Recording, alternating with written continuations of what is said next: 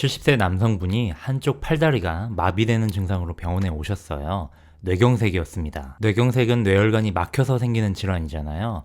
왜 이런 문제가 발생했는지 원인을 찾아보던 중에 이상한 소견 하나가 관찰됐습니다. 흉부 엑스레이 검사상 심장이 조금 커져 있었던 거예요. 그래서 심장의 상태를 확인할 수 있는 가장 기본이 되는 검사인 심전도를 확인해보니 심장이 불규칙하게 뛰는 부정맥 소견이 관찰됐습니다. 심장질환을 방치하고 지내시다가 뇌경색이 합병증으로 발생해서 병원에 오시게 된 사례였던 것이죠. 나중에 이분이 하소연을 했습니다.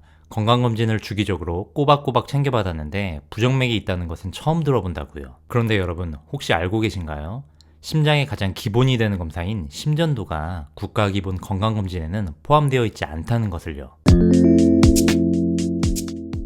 부정맥을 심장질환이 아니라 정맥 혈관질환으로 알고 계신 분들이 정말 많은데요.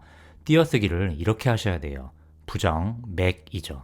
정형화되지 않은 맥이라는 뜻입니다. 부정맥은 종류가 매우 다양해요. 심방세동은 부정맥의 여러 종류 중 하나에 해당됩니다. 이 많은 부정맥들 중에 심방세동을 콕 찍어서 강조해서 이야기하는 이유는 심방세동은 한 번 생기면 매우 골치 아픈 질환이기 때문이에요. 그리고 심방세동의 유병률 또한 점점 증가하고 있기 때문이기도 합니다. 심장의 구조를 간단히 보면 심장은 심방과 심실로 이루어져 있고요. 심방으로 피가 들어와서 심실을 통해 혈액이 분출됩니다. 심장은 전기 자극으로 움직이는 장기예요. 여기 동방결절이라는 곳에서 전기가 생성이 돼서 심방을 자극하고 중심부를 지나 심실로 흘러가 심실을 자극하죠. 그래서 이렇게 심장이 뛰는 것이 정상적인 모습입니다. 그런데 심방세동은 전기의 생성이 동방결절이 아니라 엉뚱한 곳에서 생기는 상황이에요. 이 전기 자극들이 제멋대로 심방을 막 자극하죠. 그리고 심실로 흘러가서 심실도 막 자극하고요. 그러면서 심장이 제멋대로 불규칙하게 뛰게 되는 것입니다. 이런 상황이 지속되면 어떤 문제가 생길 수 있을까요? 심장이 제멋대로 뛰니까 아무래도 혈액을 분출시키는 펌핑 능력이 떨어지겠죠. 그런데 이 상황에서 심장으로 혈액은 계속 들어오게 되니 결국 심장 내부의 압력이 올라가게 됩니다. 그리고 이 상황이 오래 지속되면 심장이 비대해지게 됩니다. 심장이 커지고 혈액 분출도 잘 안 되고 결국 혈액순환이 원활하지 않게 되죠. 그러면서 심장의 구석에 혈액이 고이고 결국 혈액 찌꺼기가 생기게 됩니다. 이 찌꺼기가 떠다니다가 가장 먼저 날아가게 되는 곳이 바로 머리혈관입니다. 그러면 어떻게 될까요? 바로 뇌경색, 중풍이 생기게 되는 것이죠. 일반적으로 심방세동이 생기면 뇌경색 발병 위험이 5배 이상 증가하고 당뇨, 고혈압 등 위험인자가 추가될 경우 최대 10배 이상 발병 위험도가 증가하게 됩니다. 보통 뇌경색 환자 4명 중 1명은 이 심방세동이라는 부정맥 때문에 발생된다고 보고되고 있는데요.